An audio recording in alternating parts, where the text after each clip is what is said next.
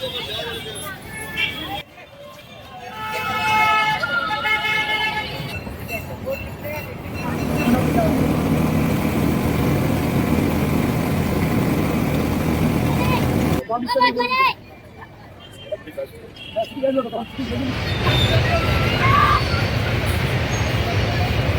चाहिए था क्या लाइन होगा कि नहीं होगा।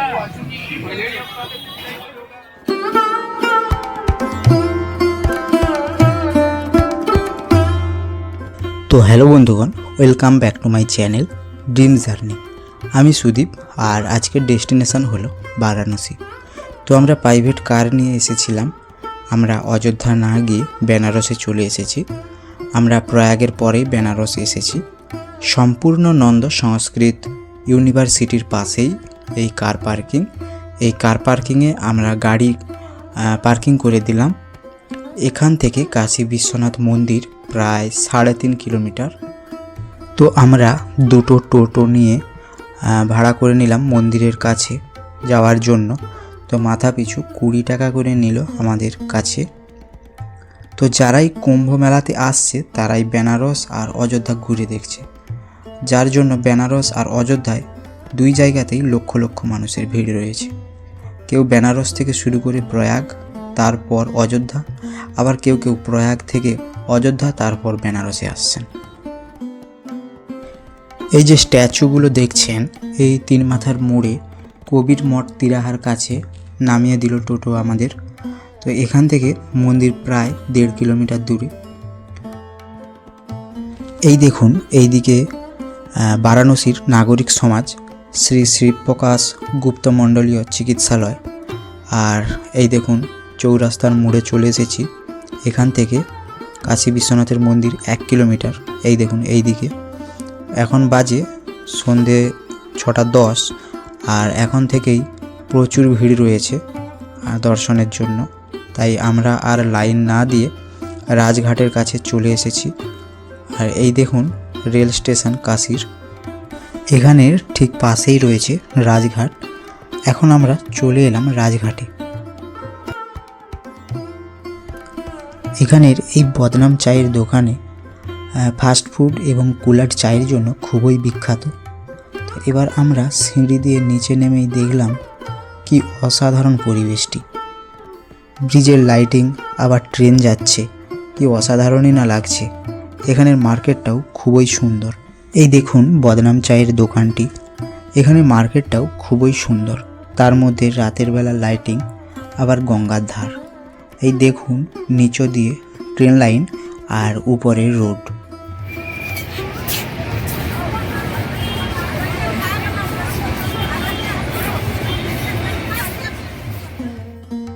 এখানে বহু ফাস্ট ফুড, আইসক্রিম এবং চা কফির দোকান রয়েছে। আর এই দেখুন লাইটিং বোর্ড, কি অসাধারণ লাগছে, তাই না? এখানে মেলার মতো অনেক খেলাধুলার জিনিস রয়েছে। বাচ্চাদের বাস এবং বোটিং রয়েছে। এখানে বাচ্চারা এলে খুবই এনজয় করবে, তবে অবশ্যই পয়সা লাগবে।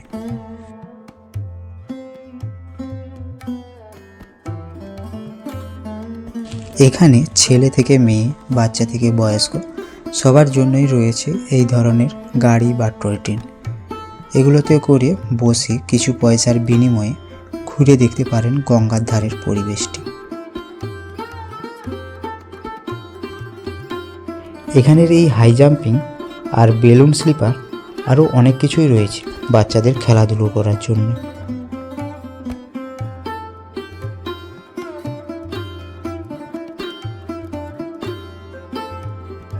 আমরা একটা নৌকো ভাড়া করে নিলাম একটু নৌকো বিহার করব বলে, কিন্তু সেই লাইটিং নৌকোগুলো নেওয়ার ইচ্ছে ছিল, আর সেগুলো তো বন্ধ হয়ে গেছে এখন, সামনাসামনি একটাও নেই আর। তো এই নৌকোতেই আমরা মাথা পিছু 100 টাকা করে নিল, আর বলল 2 কিলোমিটার মতো ঘুরিয়ে দেখাবে। গঙ্গার ধারের ঘাটগুলো লাইটিং জাস্ট অসাধারণই লাগছে। আর এই বারাণসীতে প্রায় 88টি গঙ্গার ঘাট রয়েছে, আর বেশিরভাগ ঘাটগুলি স্নান করা এবং পূজা অনুষ্ঠানের জন্য। শুধুমাত্র 2টি ঘাট, মণিকর্ণিকা ঘাট আর হরিশ্চন্দ্র ঘাট একচেটিয়া শ্মশান হিসেবে ব্যবহৃত হয়।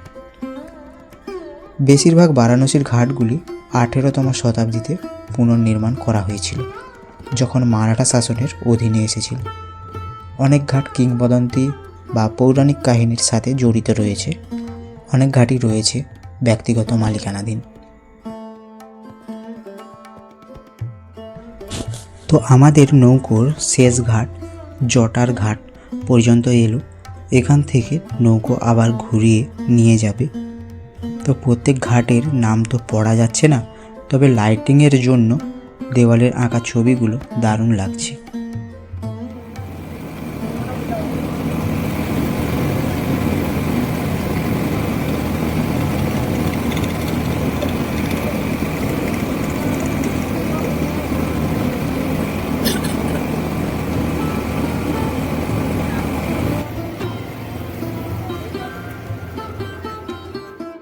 এই দেখুন, এটি গয়াঘাট।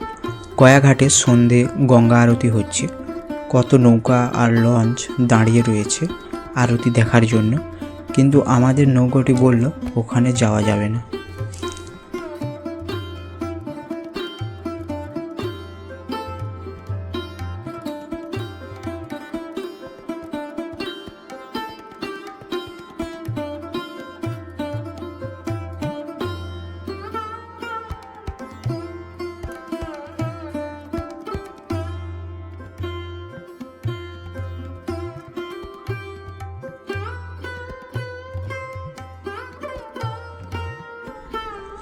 আমাদের নৌকা বিহার শেষ হয়ে এলো।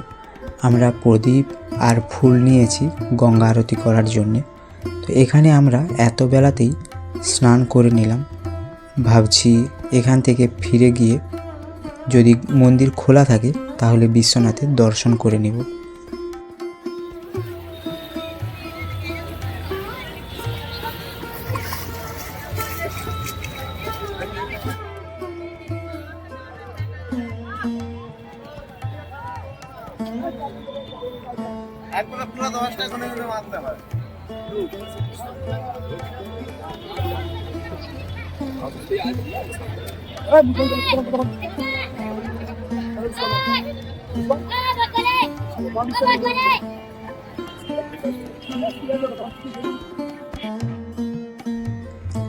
এই ব্রিজটির নাম মালবীয় ব্রিজ।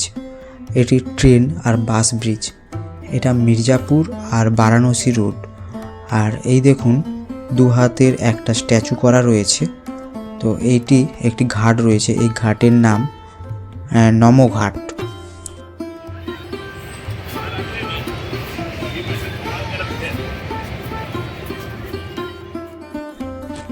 এই রাজঘাটের পাশেই এই লিঙ্গেশ্বর মহাদেবের মন্দির। এখানেও দর্শন করে নিলাম মহাদেব আর সাথে হনুমানজির।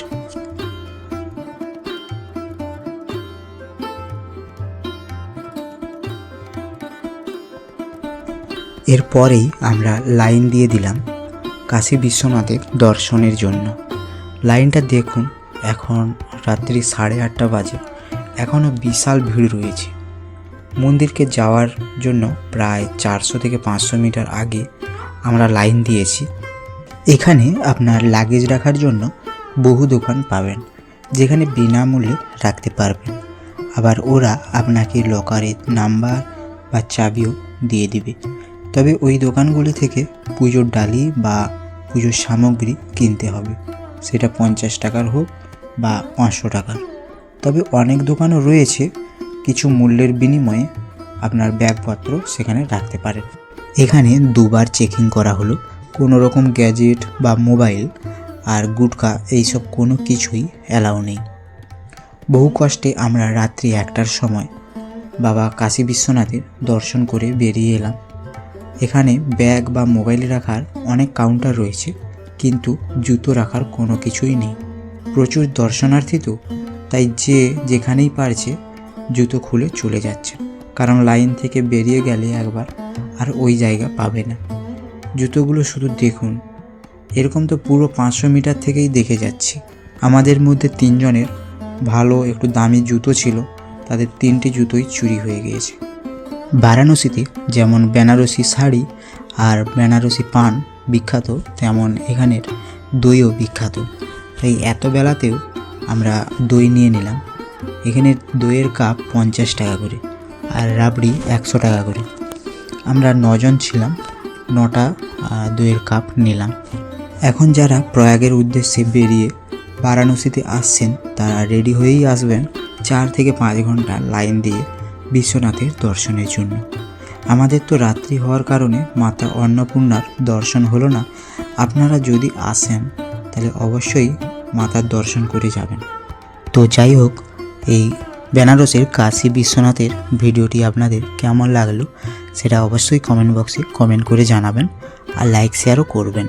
আর যারা নতুন দেখছেন তারা প্লিজ সাবস্ক্রাইব করে পাশে থাকা বেল আইকনটি প্রেস করে অল নোটিফিকেশনটি অন করে দেবেন।